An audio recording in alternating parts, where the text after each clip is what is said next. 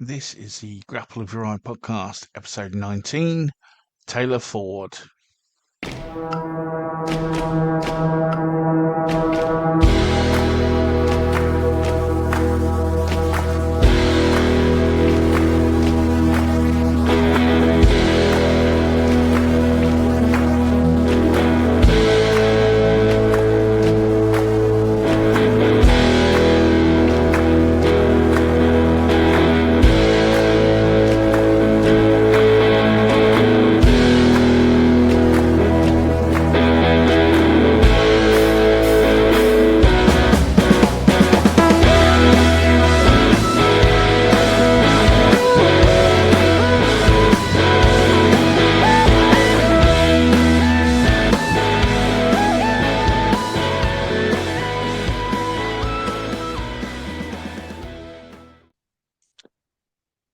Hello and welcome to the Grapple of Your Eye podcast, episode 19. Our guest today is Tayla Ford, and she has competed in 3 Commonwealth Games. She has competed in the Olympics and has a wide experience of wrestling around the world. So we are really, really grateful to have her today. So thank you for joining us. Thank you for having me. Okay, so our first question, as it is for all our guests who are on in the first time, where did it all begin for you? So I was born in a place called Nelson in the top of the North Island of New Zealand. And when I was about 6 or 7, we moved to Christchurch. Okay. And from then on, I think I was about 7 or so, my dad went to one of the gyms. It's now been knocked down due to the earthquakes that we had a while back. Um, he went there with my brother. And they found out that women could do wrestling because it was being introduced into the Olympics for the first time, I think, in 2004. Hmm. And so the next time they went to wrestling, they took me along, and I sort of had to stay as dad made me go as a form of self-defense. And then, as now everyone knows, I never really left. And 25 years later, I'm still doing it. Yeah. Can you remember that first time of sort of being dragged? Was it something, were you interested, or was it like, if you come along, we'll buy some sweets on the way home, or was it something, No way. Dad was it was something never you like kind of, that. It's just like I can't really remember how I went. Well, I didn't really have a choice in the matter, really. yeah. Um, I just went. He just told me to go. I went. I didn't know what I was doing. I didn't understand what I was doing. And I think it's just that weird concept of knowing when you're drilling a movement and they're letting you do it, and then when you're actually made to actually finally go and try to do the movement properly when they're trying Mhm. not to let you. I didn't understand. And I hated it because I was like, why isn't he letting me do it? And it didn't really dawn on me until like maybe years later, I actually have to try to get the Try and movement get because them. they're not going to let me. So it was just weird that I think about it now, just when things start to kick in for when you're actually supposed to try to do stuff compared to them actually letting you doing stuff. So what was it like there then? Because I mean, one of the things we've been trying to do, like over at our club in England, is actually just recruiting girls and young people to begin with. We're getting a few through the doors and etc. But you could always do with a few more, and we're trying to sort of build it up a lot more. I mean, what's the scene like where you are at that point compared, were there a lot of girls in your classes? Was it a big Uh, class? Was it? so it's no different to what things are like now. So I was the only female at Hmm. that club. I wasn't the only female wrestling. There were some senior women, and then there were some other girls that were my age. So I grew up with wrestling one girl who ended up retiring at an early age, about 18, 19. But I carried on through. And even now, what, 31, and I'm still the only female in the wrestling club. And in the state, actually, because I live now in Australia, in Adelaide, South Australia, still the only female in the state that wrestles. But the wrestling scene for women is definitely a lot bigger now. It's not Hmm. like substantially bigger, but it's a lot bigger than what it was back then. Yeah. Going for Okay, so you've been dragged along to your first sort of few lessons. You've got into the rhythm of it. You're starting to go now. When did like competitions or tournaments start popping up for you? Probably the same year, maybe a year later. I can't quite remember. But at the time, because of my age, and there not being many females, it was boys and girls just wrestled each other. Yeah. I think from 13 years below. So I just ended up wrestling the same people at the same tournaments year after year, competition after competition. Mm. I just kept just get being beaten up. I did cross train as well into judo, and it was like a little bit like the same scene. Like there were more females in judo, but I just fought the same girls over and over again. Okay. How did you find it moving into judo? Because obviously with judo you can sort of be on your back a bit compared Yeah. to wrestling where Um, like you can't obviously. at the time when I did judo, they still allowed the leg attacks and still a little bit of Hmm. hesitation with the leg attacks. So it didn't really feel too different to me. Just the difference is obviously grabbing the gi and stuff like that. Yeah. I didn't like it when they grabbed my clothes. So for me, it was just very tedious to me. So I hated it. So I preferred wrestling over judo if I had to choose.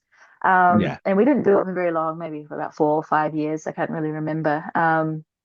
But I made it all the way up to green belt, so that was kind of cool. But it was a bit more my brother's forte.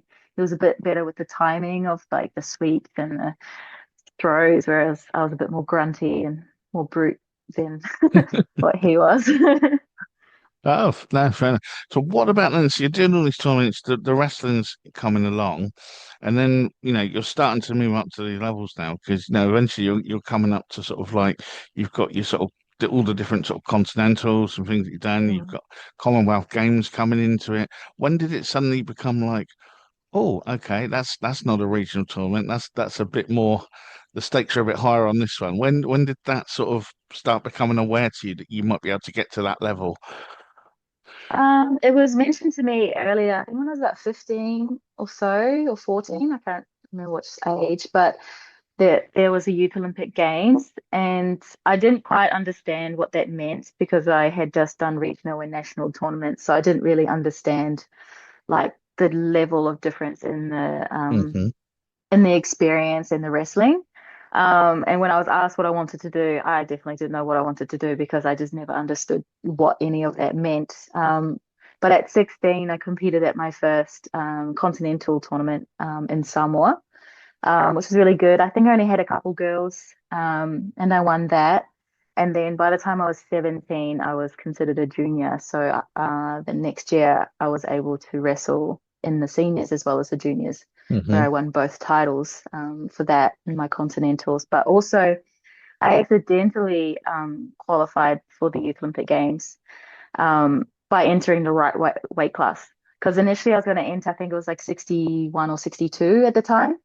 And I was only maybe like 100 grams off of 60. So I was like, I'll just cut down Yeah. to 60 for this. And luckily I did, or else I never would have qualified. So it was just a fluke. Okay, but what was it like, let's say when you're in the Youth Olympic Games, that's got to be, did you feel were there different pressures on you then? Was it suddenly like everyone's looking around before you're just sort of was it the same sort of sports halls with different pressure, or was it a bigger venue? That sort of the vibe of it as well. I think being 17, like every other 17-year-old, you're a little bit fearless and you don't really understand just how the pressure should be. Like for me, I was just like, oh, cool, it's a higher competition. It was really fun. I got to meet and be in an environment of like-minded people and athletes. And for me, that was really the kickstart to me Mm, wanting to try and make it to the bigger Olympics and to the Commonwealth yeah, Games. It was very exciting to be a part of that sort of environment for however long I spent being there. And it's just meeting other like-minded people too from the same country. And, I may not be like the best of friends, but I like when you follow their pages on social media, just seeing them compete and, just following along their journey along the years until you meet again and maybe another Commonwealth or another Olympic Games. It's really, really cool and exciting. So the pressure, I never really had any pressure in that. I mean, I just wrestled and did what I knew and what I was told to no, do, fair enough. really. Yeah. What about your training at that point then? Is there a step up in the training? Are you noticing, are you having to do more of certain things or, what are your coaches putting you through there? Because I imagine as it's going up, things might be getting added or things might be getting more drilled or repeated or I don't know what it might involve. So the coach that I had at the time, I had him for 12 years before I moved on, and we only really had a base movement of maybe like 6 to 8 different movements, which we drilled over the 12 years. And from those movements, they actually progressed into different techniques as well. Hmm. So, like the high crutch rotation you do when you enter for a high crutch, and the fireman's movement that you do when you duck under to pull someone over. Hmm. This arm spin throws, like the back steps. Like we just drilled those sort of movements over and over again for about 8, 12 years. And then we just learned different techniques off of those same movements. And they were quite fluid. Whenever I learned a new movement, I learned them quite fast. I can't really remember how we went about. I think I had some senior women that I trained with when I was in Singapore. I Hmm. think I went there about 2 weeks early before the competition, and I just had senior women to train with. I guess that was my high intensity training. And it was really good. Again, I didn't really realize why I would lose to a senior being a junior. I mean, like she was obviously a bit more experienced, but I just didn't understand it. Um, and then I was like, obviously the competitive side, the fearlessness in a 17-year-old, I was like, oh, then, yeah, no, it was very fun.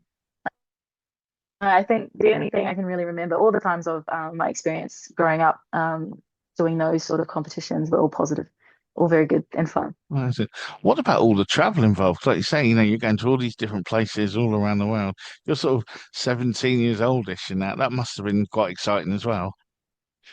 Yeah, so I only really went to one place when I was 16, and then a couple places when I was 17. And I guess as I progressed going to different places every single year, I think when I was at my peak before COVID, it maybe averaged out to maybe 4 to 6 different countries a year competing or doing camps and stuff Hmm. like that. Yeah. Okay, then. So you're doing all these things. You're progressing through. You've got to sort of the senior ranks, and these tournaments are coming. When does the sort of whisper of the Olympics suddenly start getting heard around the training rooms? Like you might be able to get to the Olympics, the Olympics, the Olympics. When did that sort of come into it, and what did that involve in you getting prepared for that? Well, I actually, when there was word that wrestling was going to get kicked out of the Olympics, I think 2012, Mm. when they were talking about maybe getting rid of it just because it wasn't that exciting and stuff like that before the rule changes. I had actually injured my ACL and ruptured my ACL playing rugby. And so I was halfway through my recovery and I really wanted to try and make the London Olympics. So I did compete with an like my injury wasn't very full, it wasn't fully healed. So I did try to compete and do the qualifications and all meet criteria, and I didn't meet the first criteria, which was winning the Continentals due to my injury. Um, it didn't stop me from wanting to compete. It didn't make me sad. It just made me want to like get through my injury a lot sooner. But because I wanted to get through it a lot sooner, I ended up pushing myself back a lot Mm. more as well. So 2012 is when I first wanted to try and start making the Senior Olympics. So only 2 years after the Youth Olympic Games. Yeah. Right, excellent. So you've got your injury then. How long did that take you out for? Like you say, and we've all done it where we've tried to rush back a bit quicker, and then it's ended up a little bit worse than it was before, maybe sometimes. But so you've done that. You've missed out there. What was your next plan after that then? Did you just sit down and have a plan for the next Olympics, or did you just ride it out to see how it was when that came around? Actually, I had that falling out with my coach. I was injured, and so I didn't really have a plan, and I was a little bit on my own. Oh. So I didn't really know what I was doing. Um, but I ended up coming back from my injury anyway. So in 2013, I ended up qualifying for my first Commonwealth Games, which was really cool. And that was at, what was that, 58 kilos? I've never seen that before, ever since um, on the scales. That was a once in a lifetime achievement, making 58.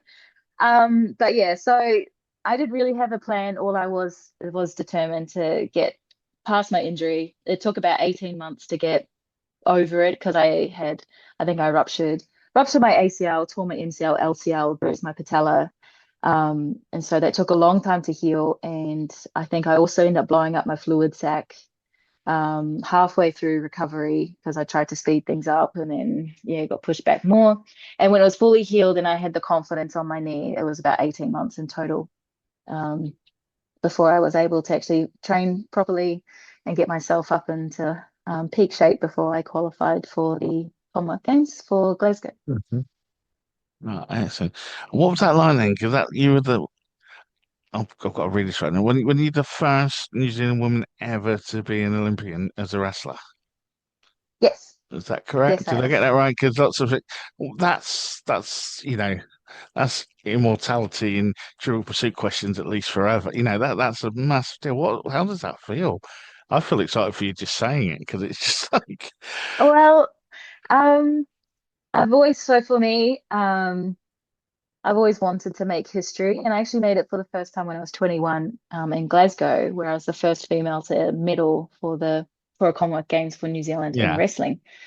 So I made history then, and I was like, I'm pretty happy, I'm pretty fulfilled, because I made history. It's a big goal of mine, and I know that coming from such a small nation, where wrestling is such a minority sport, um, it's very hard to get the funds to go off overseas to get the regular I competition was and going to to the ask regular about that camps later and on. stuff like Yeah. that.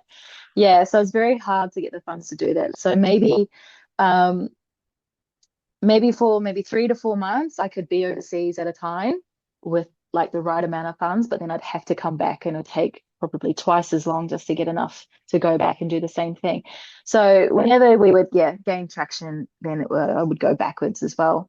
So that was very hard. And so for me, I was quite happy if I was able just to excel and make history for myself on the world stage, however way I could make it. I was happy doing that. And then when I qualified for the Olympic Games and being the first female in wrestling for New Zealand, yeah, I think that really took the cake. I think that was the Yeah. best feeling ever. And I think about it often still, and it still makes me feel really good.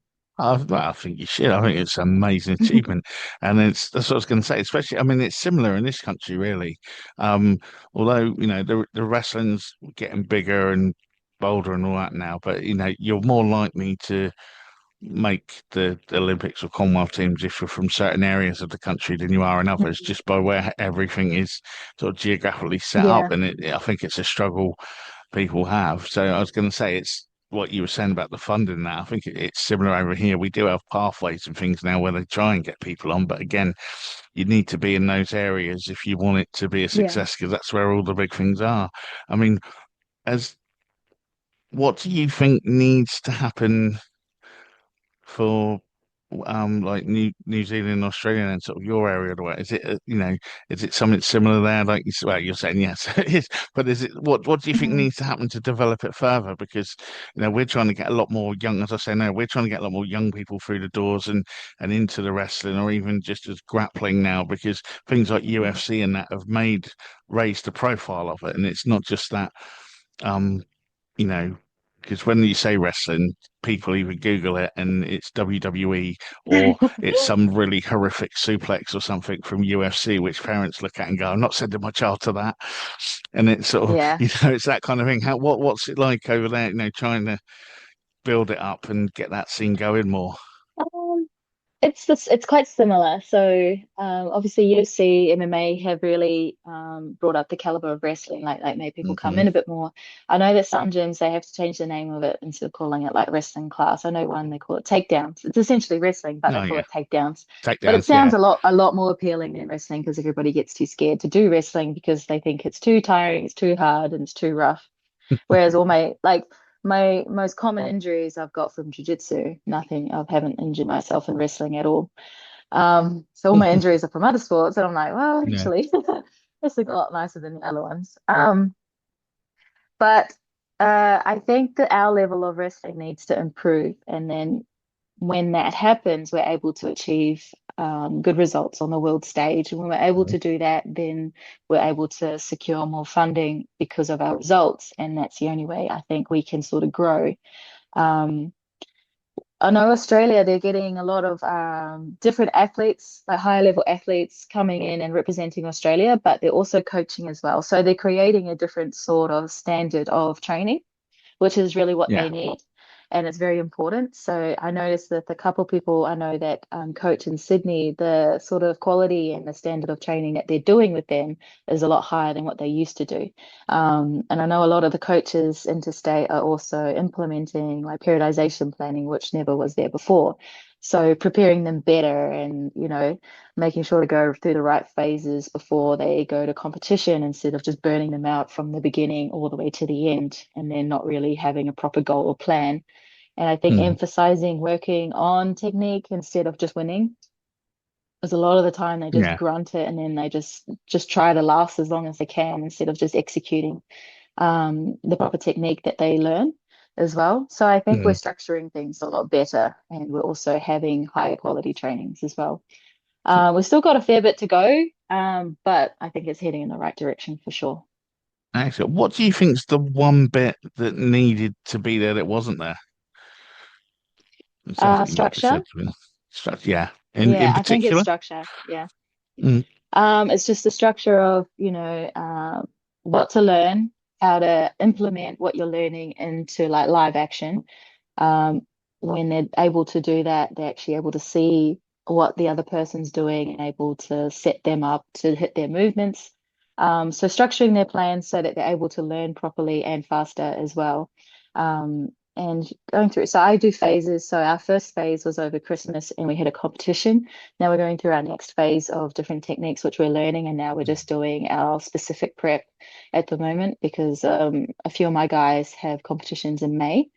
So that's what we're doing now. So I think just structure and even just the improvement, because I took over the head coach role last year at the club that Mhm. I'm at, and I think just even the difference when they compete is very different compared to with the old coach that they had.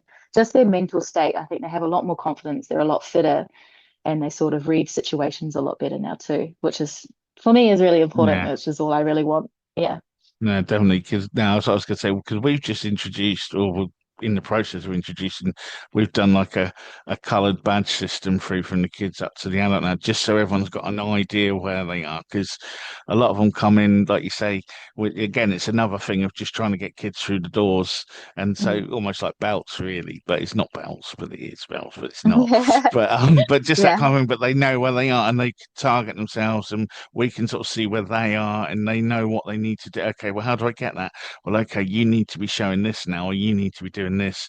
And the Mm. idea is that by the time they get to the top one, they'll be able to sort of like even like lead a session and do the chat Yeah. and understand why they're leading it and all that sort of thing as well, and just sort of going through techniques in a way of trying to keep the keep the retention in as well as giving them things to aim for specifically for them rather than Yeah. just be one of those classes where they just learn a move, but they don't learn like the psychology of the move, Mm. like you say, and why to do it, when to do it.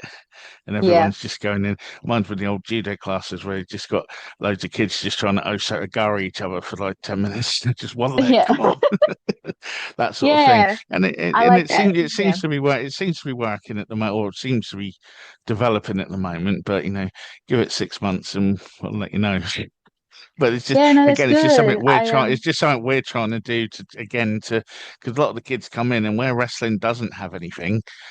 Some of them have been there 2 or 3 years, and they've got their friend who's done judo or jujitsu or something. They're like, "Oh, I'm a grey belt now," and they're like, "What are you?" And they're like, oh, don't know."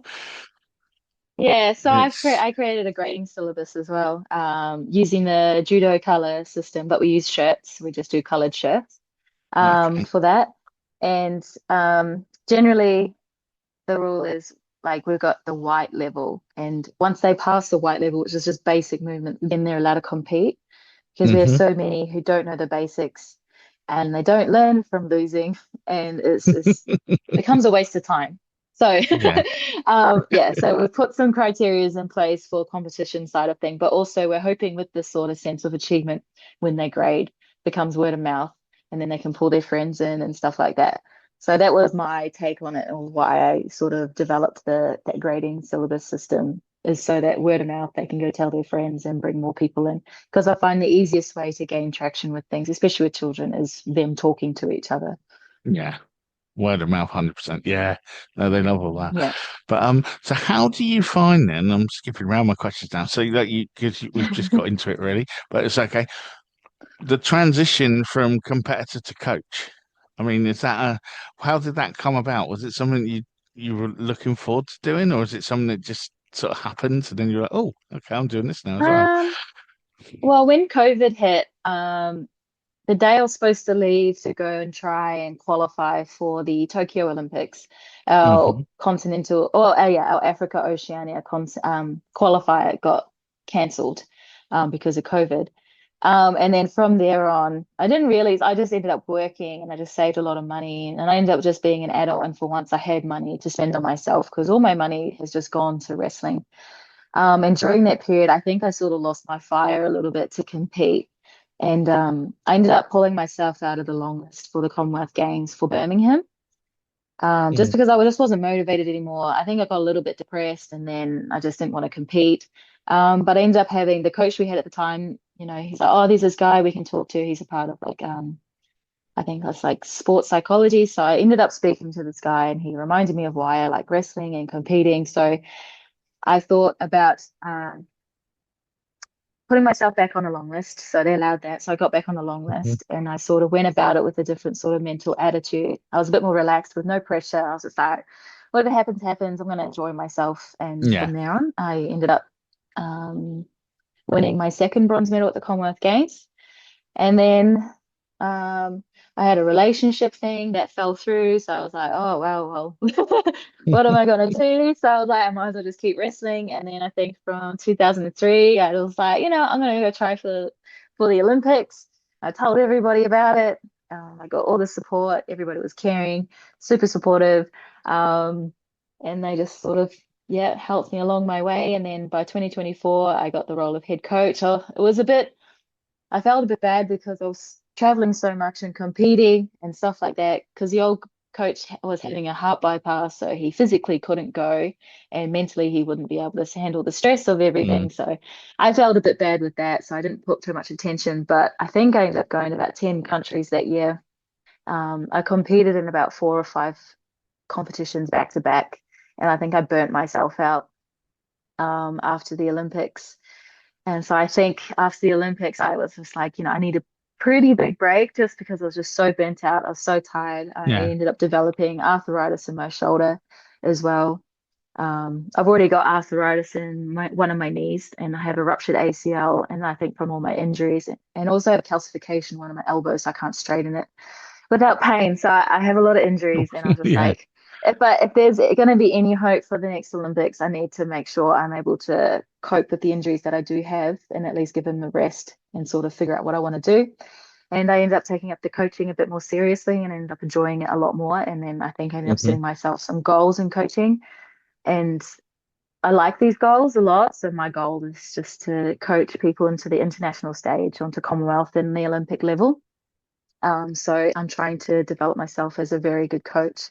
So I'm doing the courses I need to do, trying to find out everything I can, and I'm sort of enjoying it along the way. I love doing periodization planning for everybody, like currently sorting out a whole bunch of syllabus for a bunch of kids and seniors that are going to international tournaments, which is really fun. And so I think for the first time in a long while, we've finally got a team that is going onto the international stage, which is really exciting for Cool. us, Yeah, which is sort of what I definitely. want. Yeah, I'm trying to start them off as early as I can at 50, at like U15 level to like go to New Zealand and compete and stuff like that. There's lots of U15 tournaments. I'm trying to like get them to go and stuff like that. And I'm also working with Wrestling Women Australia, trying to do a whole bunch of workshops interstate to try to pass on the knowledge they have. Because the amount of money I spent overseas doing camps and competitions, a lot of people don't have those funds, so I might as well bring it back and teach whatever I can so people have a sort of a fresh base of new technique that they can teach their kids in classes and stuff like that too. So just trying Yeah. to pass that on Oh, that's as really good. well. So yeah. Oh, Yeah, and I've you have to also come over here if figured you out can. a actually I have applied for a course like a wish program through UWW. So hopefully I get accepted and it's in London. So that'd be cool. Okay. Yeah. Oh, that's awesome. So, what other targets do you have for yourself now then? So, you said a bit about competing, you're doing the coaching now. Well, actually, I was going to say as well, from looking at it, you've also chucked a gig on and gone into the BJJ world as well. Is that correct? Ah, yeah, so that was back in 2019 for Nogi. Yeah, so I did that for about 3 years consistently before I fully focused on doing wrestling. Actually, Hmm. qualifying for the Olympics from 2023 to the Olympics was the first time in my whole wrestling career where I focused solely on wrestling. So that was really exciting for me, and I thought that I was very proud of myself for doing that because I was always the person to take up two or three different sports at a time. Yeah. But doing that, I was very proud of myself. But I also, yeah, stopped doing wrestling. I turned down, stopped doing jujitsu, and I turned down a lot of jujitsu events and stuff like that too for wrestling. And yeah, I fully focused. Yeah, so I got my purple belt after I competed at Asia and Oceania ADCC trials, where I got third. Um, and I did just a bunch of shows with brown belts, black belts. Oh yeah, it was fun. I enjoyed it. But And you've actually, never been. Oh God, go on, to carry on. yeah, and I actually ruptured it on my ACL in one of my jiu-jitsu matches. And I thought I tore my meniscus. So I was like, I'll be all right. And then I had three other competitions as well as the Birmingham Commonwealth Games Mm. afterwards. Yeah, I competed and I thought I just tore my cartilage, but it ruptured my ACL. So, but Oops. you were never tempted into, because I say there's a lot more sort of grappling tournaments and things like that with like no gi and variations of sort of no gi grappling and submission tournaments and those sorts of things coming up now for, and again, it seems to be for the sort of female grappler on that side. There seems to be quite a rise in it all, but that's not something that tempted you. Not really. I love things that are competitive. And Hmm. for me, I found wrestling a lot more competitive. It's a lot harder to do wrestling than it is to do jiu-jitsu. Hmm. And I found that my skill and my fitness dropped when I did jiu-jitsu, whereas wrestling, it maintained or got higher. And for me, I love to make sure that I keep myself a certain level. And like I said, as soon as I decided I was going to try and do whatever I could to make the Olympics, I dropped jiu-jitsu. I did try to go back, but for me, because I had such a burnout from competing too frequently in such a short amount of time, Yeah. there was no real interest to sort of do jiu-jitsu again. So then I just focused on coaching and yeah, and actually I'm having a baby, so that's also why I'm sort of dropping Oh. off the competitive scene too. Well, that also that's a fair enough reason. Well, again, Yeah. that rolls that leads into my next bit as well. I was say other future goals. I was gonna say, so Yeah. you've got your coaching, you've got the what you were competing. Obviously, what you just said influences those future goals as well. But is there any other things that you still feel like left to achieve, or that you want to get to, or reach? Not really. I think my new goal of wanting to be a high-level international coach for my athletes, I think Hmm. is what's most important for me now. Making sure they don't have to go through the troubles and barriers that I had to go through, jump the hurdles that I had to go through. Make sure they don't waste their funds on unnecessary competitions because the coaching capabilities lacked. So I want to make sure I'm a good coach for them and make sure they're fully informed about what's worth doing, not wasting their money on certain things, because as we all know, as wrestlers, we don't get paid. Hmm. That's it. We don't get paid. Yeah, So at the end of the there is day, no. we don't get paid. Yeah, we don't make money from wrestling. Um, and making sure that they have plans so that they have something to follow so that they can stay confident and on track is what's most important to me as well. So that's why I'm all about sort of upskilling myself, making sure that I'm up to date with whatever's new and whatever can help them. I make sure I can do that for them as well. No, no, that's brilliant. And well, that's pretty much all my bits, really. Now, as we go, is there anything else that you? No, you covered everything in great detail. Is there anything else you'd like to say? If you're someone who's listening to this, maybe, um, you're thinking about wrestling, especially even, and I don't mean it in this way, but like girls listen to this, a lot of girls, especially I mentioned it from our club, that bit of confidence to go and do it. 'Cause like I say, if you're the only girl in the club or in even in whatever martial art it is, that sort of thing. What sort of words of encouragement would you have for those people? Um, well, growing up, having only boy training partners, like I would train with my brother for so long, I would compete against boys. Like always try to beat them. Don't be like, oh, he's a boy. He's too strong or he's too this. If he's doing chin-ups and he does 5 chin-ups, go do 6 chin-ups. Like beat him. That's all I can really say. Try to be better than them.